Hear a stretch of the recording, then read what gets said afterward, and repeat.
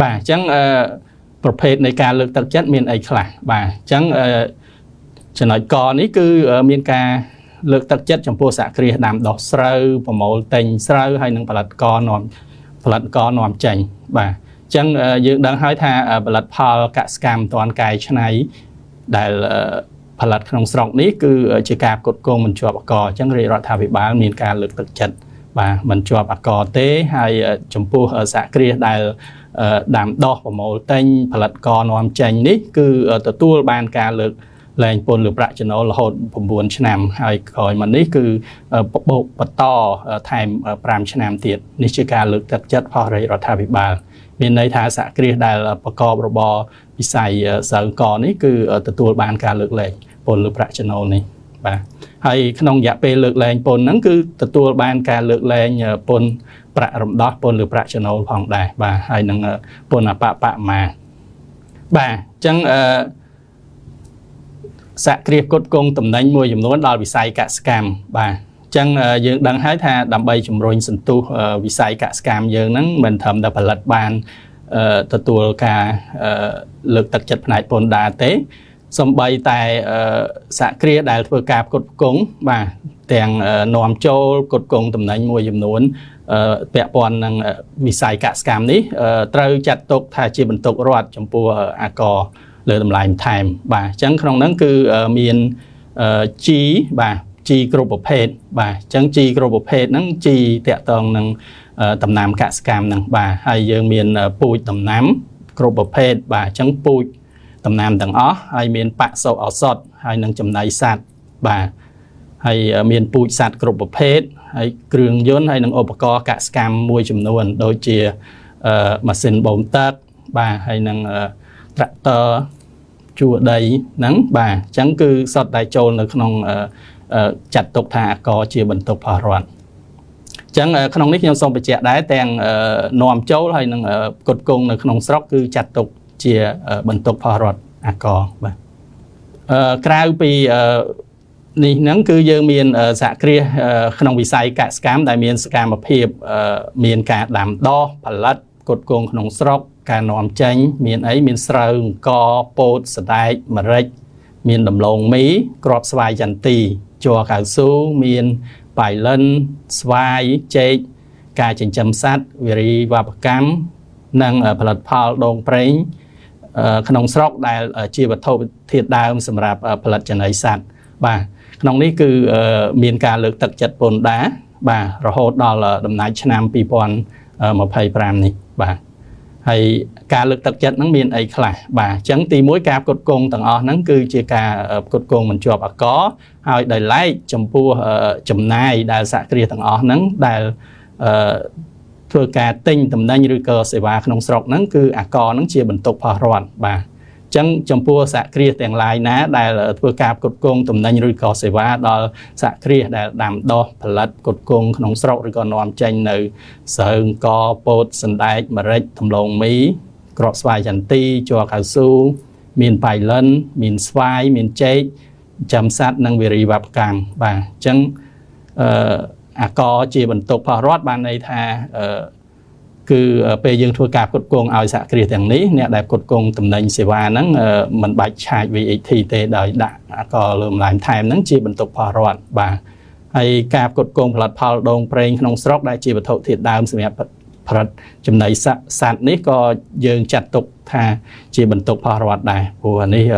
ก็เยอะเต้าดำใบผลัดจีจำในสัตว์ให้ยังมีการชัวตกบังประรำดอกปนหรือประจันโอให้นังปนปะมาให้มวยเตี้ยรวยพอดปีกระตาไก่ปนกัดตกจมพูกับกดกงเสวะดอยบกโกลมันสตัดนองระบบสวายกายบ่าจังสะเกลียต่างอ๋อนี้ได้มีการกดกงเสวะได้บกโกลมันทัดนองระบบสวายกายนั้นรวยพอดปีกระตาไก่ปนกัดตกเตี้ยบ่าจังสะเกลียได้ตัวการกดกงปีกะสกอได้มันทัดนองระบบสวายกายจังยังดังให้ปีกะสกอยังมีการกดกงแต่เอาสะเกลียต่างอ๋อนั้นจังวิธีวิจัยบัดยังดังให้ปีกะสกอคือจีจุนรูปบอลโกลแหลมแหนจัง គាត់មិនមាន invoice អីត្រឹមត្រូវដូចជាសហគ្រាសដែលប្រកបអាជីវកម្មទេអញ្ចឹងដើម្បីជួយសម្រួលដល់សហគ្រាសទាំងអស់ដែលប្រមូលទិញឬក៏ទូការផ្គត់ផ្គង់ពីជាកសិករហ្នឹងគឺយើងមានការលើកទឹកចិត្តបាទលើកទឹកចិត្តហ្នឹងគឺចំពោះការផ្គត់ផ្គង់ពីវិជាកសិករដែលមិនស្ថិតក្នុងរបបស្វ័យប្រកាសហ្នឹងត្រូវអនុញ្ញាតឲ្យជាចំណាយអាចកាត់កងបានដោយត្រូវមានឯកសារផុសតាងដោយខាងក្រោមបានន័យថាយើងមិនតម្រូវឲ្យមានវិក័យប័ត្រត្រឹមត្រូវទៅតាមលិខិតបទដ្ឋានគតិយុត្តខាងពន្ធដារទេបាទអញ្ចឹងផុសតាងនឹងមានអីខ្លះទី1ករណីគ្មានវិក័យប័ត្រត្រឹមត្រូវសហគ្រាសត្រូវមានលេខអត្តសញ្ញាណប័ណ្ណបាទឈ្មោះលេខទូរស័ព្ទរបស់អ្នកផ្គត់ផ្គង់បាទអញ្ចឹងក្នុងករណីផ្គត់ផ្គង់ម្ដងម្កាលហើយទឹកប្រាក់នឹងក្រោម200,000 រៀលហ្នឹងគឺมันតម្រូវឲ្យមានលេខអត្តសញ្ញាណប័ណ្ណទេបាទយើងត្រូវការតែឈ្មោះហើយលេខទូរស័ព្ទអ្នកផ្គត់ផ្គង់ហ្នឹងមកបានហើយប៉ុន្តែបើទឹកលុយលើស200,000នេះគឺតម្រូវឲ្យមានអត្តសញ្ញាណប័ណ្ណភ្ជាប់មកជាមួយហើយនៅពេលប្រកាសពន្ធហ្នឹងគឺត្រូវបញ្ចូលទិន្នន័យក្នុងជីតេញនៃប្រព័ន្ធ e-filing បាទអញ្ចឹងយើងបញ្ចូលទិន្នន័យទៅក្នុងប្រព័ន្ធ e-filing យើងហ្នឹងហើយយើងមានការបាក់ឆែតលេខប័ណ្ណចំណាយនិងទឹកប្រាក់បាទរួមទាំងលេខអត្តសញ្ញាណប័ណ្ណឈ្មោះនិងលេខទូរស័ព្ទរបស់អ្នកផ្គត់ផ្គង់បាទហើយបើសិនជាផ្គត់ផ្គង់ម្ដងម្កាលហើយទឹកលុយក្រោម200,000 រៀលនេះគឺយើងបញ្ចូលតែលេខប័ណ្ណហើយនិងលេខទូរស័ព្ទទេមិនតម្រូវបញ្ចូលលេខអត្តសញ្ញាណប័ណ្ណទេបាទហើយសហគ្រាសត្រូវមានឯកសារគ្រប់គ្រងផ្ទៃក្នុងដែលអាចត្រួតពិនិត្យបានព្រមទាំងបានកត់ត្រាក្នុងជីគណនីឲ្យបានច្បាស់លាស់បាទអញ្ចឹងឯកសារផ្ទៃក្នុងដែលអាចត្រួតពិនិត្យបានគឺតាក់ទងនឹងយើងដឹងហើយថាពេលទិញគឺត្រូវមានឯកសារបញ្ចូល stock អីហ្នឹងហើយត្រូវមានលិខិត approval ពីអ្នកកាន់ឃ្លាំងឬក៏ management វិជាទិញអីហ្នឹងគឺត្រូវមានឯកសារ support ទាំងអស់ហ្នឹងហើយយើងមានកត់ត្រាក្នុងជីគណនីឲ្យបានច្បាស់លាស់បាទបាទអញ្ចឹងដោយឡែកចំពោះសហគ្រាសដែលទទួលបានវិញ្ញាបនបត្របញ្ជាក់ឋានៈជាកលកបានន័យថាជាគម្រោងវិនិយោគដែលមានលក្ខណៈសម្បត្តិគ្រប់គ្រាន់ហ្នឹងគឺទទួលបានការលើកទឹកចិត្តផ្នែកពន្ធដារទៅតាមច្បាប់វិនិយោគបាទអញ្ចឹងក្នុងនេះគឺយើងមានការលើកទឹកចិត្តបាទលើកទឹកចិត្តចំពោះអ្នកវិនិយោគទៅលើវិស័យកសិកម្មកសិឧស្សាហកម្មកែច្នៃផលិតផលកសិកម្មបាទឧស្សាហកម្មកែច្នៃចំណីអាហារបម្រើទីផ្សារក្នុងស្រុកក៏ដូចជានាំចេញនឹងបាទអញ្ចឹងក្នុងនេះគឺអ្នកវិនិយោគមានសិទ្ធិជំរើសបាទជំរើសទី1នេះបានន័យថាទទួលបានការលើកលែងពន្ធលើប្រាក់ចំណូលមានពី3ឆ្នាំទៅដល់9ឆ្នាំបាទចាប់ពីពេលមានចំណូលលើកដំបូងហើយអំឡុងពេលលើកលែងពន្ធលើប្រាក់ចំណូលហ្នឹងគឺយើងមានការព្យួរប្រាក់រំដោះពន្ធលើប្រាក់ចំណូលហើយមិនជាប់ពន្ធបមាទេក្នុងករណីមានរបាយការណ៍សវនកម្មឯករាជ្យហើយការនាំចេញហ្នឹងអតបហ្នឹងគឺលើកលែងគឺ0អត្រា 0% បាទហើយជំរើសទី2នេះអ្នកវិនិយោគអាចជ្រើសរើសយករំលោះពិសេសបាទបានន័យថាមានសិទ្ធិកាត់កងចំណាយមូលធនបាទចឹងគឺ fixed asset ហ្នឹងទ្រព្យវិនិយោគគាត់ហ្នឹងគឺមានសិទ្ធិរំលោះពិសេសបាទរំលោះពិសេសហ្នឹងគឺឆ្នាំទី1ដែលដាក់ឲ្យប្រើក្នុងអាជីវកម្មហ្នឹងគឺមានសិទ្ធិកាត់កងរំលោះ 40% ហើយbook value ដែលនៅសល់ហ្នឹងយកទៅបញ្ចូលតាមថ្នាក់មួយទៅហើយរំលោះទៅតាមថ្នាក់ទៅតាមបទបញ្ញត្តិស្តីពន្ធដារទៅហើយមួយទៀតគឺមានសិទ្ធិកាត់កងរហូតដល់ 200% ចំណាយជាក់លាក់ផ្សេងទៀតសម្រាប់រយៈពេលរហូតទៅដល់9ឆ្នាំបាទទៅតាមក្រុម1ក្រុម2ក្រុម3នៅក្នុងចែងនៅក្នុងអនុក្រឹត្យវិនិយោគនេះបាទហើយលើកលែងដែរគឺមិនបាច់បង់ប្រាក់រំដោះពន្ធលើប្រាក់ចំណូលក្នុងរយៈពេលជាក់លាក់ណាមួយតាមវិស័យហើយនឹងសកម្មភាពវិនិយោគបាទហើយលើកលែងពន្ធបមាបាទត្រូវមានរបាយការណ៍សវនកម្មឯករាជ្យហើយលើកលែងអកនាំចេញបាទបាទហើយដោយឡែកចំពោះសហគ្រាសធុនតូចហើយមធ្យមអានេះជាវិស័យអត្ថប្រយោជន៍របស់រដ្ឋាភិបាលហ្នឹងដើម្បីជំរុញ SME ហ្នឹងគឺ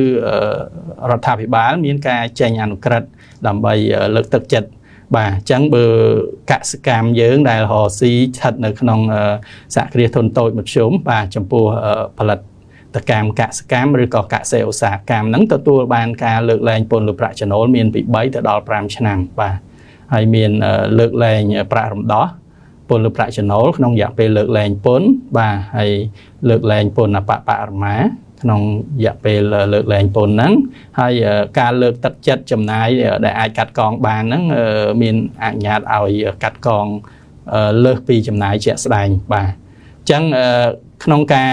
លើកលែងពន្ធហ្នឹងគឺយើងគិតចាប់ពីថ្ងៃចុះបញ្ជីឬក៏ធ្វើបច្ចុប្បន្នភាពនៅអគ្គនាយកដ្ឋានពន្ធដាររួចរាល់បាទអញ្ចឹងចាប់ពីថ្ងៃចុះបញ្ជីឬក៏ធ្វើបច្ចុប្បន្នភាពរួចរាល់ហ្នឹងដែលបំពេញលក្ខខណ្ឌណាមួយហ្នឹងគឺទី1គឺមានប្រើប្រាស់វត្ថុធាតុដើមក្នុងស្រុកហ្នឹងចាប់ពី 60% ឡើងទៅហ្នឹងបាទហើយវត្ថុធាតុដើមហ្នឹងបាទហើយបង្កើនចំនួនបុគ្គលិកចាប់ពី 20% ឡើងទៅហើយមានទីតាំងនៅក្នុង SME តំបន់ប្រមូលផ្ដុំសហគ្រាសទុនតូចនិងមធ្យមហើយពាក់ព័ន្ធនឹងចំណាយអនុញ្ញាតឲ្យកាត់កងហ្នឹងគឺយើងអនុញ្ញាតឲ្យដកចំណាយដល់ 200% ចំពោះការប្រើប្រាស់ MG គណនេយ្យតាមប្រព័ន្ធបច្ចេកវិទ្យាព័ត៌មានបាទហើយឲ្យដក 200% ដែរចំពោះចំណាយលើការបដោះបដាលការកាន់ជី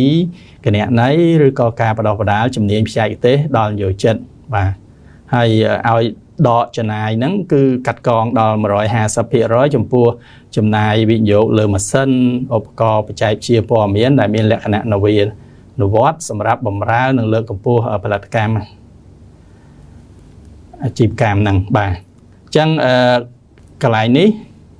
តកតងនឹងខ្ញុំសូមអនុញ្ញាតចូលទៅដល់ចំណុចទី3គឺនីតិវិធីថាធ្វើម៉េចដើម្បីទទួលបានការលើកទឹកចិត្តផ្នែកពន្ធដារបាទអញ្ចឹងសហគ្រាសទាំងអស់គឺត្រូវដាក់ពាក្យស្នើសុំមកអគ្គនាយកដ្ឋានពន្ធដារបាទអញ្ចឹងសហគ្រាសដែលធ្វើការដាំដុះផលិតផ្គត់ផ្គង់ក្នុងស្រុកឬក៏នាំចេញនៅស្រូវអង្គពោតសណ្ដែកដំឡូងមីគ្រាប់ស្វាយចន្ទីជ័រកៅស៊ូមានបៃលិនស្វាយចេកការចិញ្ចឹមសត្វនិងវិរិយវប្បកម្មហ្នឹងត្រូវដាក់លិខិតស្នើសុំវិញ្ញាបនបត្រអាករលើម្លែងថែមជាបន្ទុករដ្ឋមកអគ្គនាយកដ្ឋានពន្ធដារ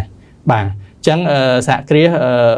ត្រូវបំពេញដាក់ពាក្យស្នើសុំមកហើយគាត់មកអគ្គនាយកដ្ឋានពន្ធដារនឹងពិនិត្យហើយនឹងចេញលិខិតបញ្ជាក់ជូនបាទអញ្ចឹងនៅពេលដែលបានលិខិតបញ្ជាក់នេះហើយសហគ្រាសពេលយកទៅទិញទៅតំណែងឬក៏សេវាអីហ្នឹងកូពីលិខិតនេះទៅបង្ហាញអ្នកផ្គត់ផ្គង់ទៅពេលហ្នឹងអ្នកផ្គត់ផ្គង់គេអត់ឆាចអាករលើម្លែងថែមយើងឯងដោយសារកន្លែងនេះគឺអាករលើម្លែងថែមហ្នឹងគឺបន្ទុករដ្ឋបាទអញ្ចឹងអ្នកដែលទទួលការលើកទឹកចិត្តនេះបាទអញ្ចឹងការស្នើសុំឲ្យលក្ខខណ្ឌផ្ដល់ការលើកទឹកចិត្តហ្នឹងគឺត្រូវភ្ជាប់ឈ្មោះអ្នកផ្គត់ផ្គង់តំណែងសេវាជាមួយលិខិតប្រកាសអាករលើម្លែងខែប្រចាំខែបាទអញ្ចឹងកន្លែងបញ្ឆេះ record ហ្នឹងអញ្ចឹងយើងភ្ជាប់ឈ្មោះអ្នកផ្គត់ផ្គង់អ្នកអីដែលទទួលការផ្គត់ផ្គង់យើងនឹងមកហើយត្រូវកាន់ជីគណនេយ្យស្របតាមច្បាប់និងលិខិតបទដ្ឋានគតិយុត្តជាធរមានបាទហើយការដាក់លិខិតប្រកាសប្រចាំខែប្រចាំឆ្នាំទៅតាមទម្រង់ពេលវេលានិងទីកន្លែងដែលកំណត់ដោយរដ្ឋបាលសារពើពន្ធបាទកន្លែងនេះខ្ញុំសូមបញ្ជាក់បន្តិចដែរថាសហគ្រាសពិតមែនតែសហគ្រាសទទួលបានការលើកទឹកចិត្តក៏ដោយគឺតម្រូវឲ្យដាក់លិខិតប្រកាសធម្មតាបាទអញ្ចឹងគ្រាន់តែប្រាក់ពន្ធណាដែលជាអាករជាបន្ទុកផុសរដ្ឋយើងធីកអាករជាបន្ទុកផុសរដ្ឋទៅបាទអញ្ចឹងសហគ្រាសដែលធ្វើការផ្គត់ផ្គង់ផលិតផលដូងប្រេងក្នុងស្រុកដែលជាវត្ថុធាតុដើមសម្រាប់ផលិតចំណីសត្វហ្នឹងត្រូវភ្ជាប់ជីឈ្មោះសហគ្រាសទទួលការផ្គត់ផ្គង់ជាមួយលិខិតប្រកាសពន្ធប្រចាំខែបាទអញ្ចឹងរៀងរាល់ខែហ្នឹងបាទ supply ទៅឲ្យក្រុមហ៊ុនណាខ្លះត្រូវភ្ជាប់លីសឈ្មោះមកបាទបាទអញ្ចឹងចំពោះការចេញវិក័យប័ត្រហើយនឹងការប្រកាសពន្ធបាទអញ្ចឹងសហគ្រាសដែលធ្វើការផ្គត់ផ្គង់ឲ្យសហគ្រាសក្នុងវិស័យកសិកម្មដែលទទួលការលើកទឹកចិត្តអាករលើម្លែងថែមជាបន្ទុករដ្ឋត្រូវអនុវត្តដោយខាងក្រោមបាទអញ្ចឹងគឺត្រូវប្រើប្រាស់ទម្រង់វិក័យប័ត្រស្របតាមវិធាននៃការប្រើប្រាស់វិក័យប័ត្របាទដោយត្រង់ប្រអប់អាករលើម្លែងថែម 10% ហ្នឹងយើងដូរទៅជាអាករលើម្លែងថែមជាបន្ទុករដ្ឋហើយកន្លែងទឹកប្រាក់ហ្នឹងយើងដាក់0ទៅបាទហើយសហគ្រាសហើយសហគ្រាសផ្គត់ផ្គង់ហើយនិងសហគ្រាសទទួលការផ្គត់ផ្គង់ហ្នឹងត្រូវដាក់លិខិតប្រកាសសារពើពន្ធប្រចាំខែដោយប្រើប្រាស់ប្រព័ន្ធ e-filing ហើយប្រតិបត្តិការផ្គត់ផ្គង់ដែលទទួលបានការលើកទឹកចិត្តនីមួយៗហ្នឹងត្រូវជ្រើសរើសនៅប្រភេទអតបជាបន្ទុកផុសរដ្ឋ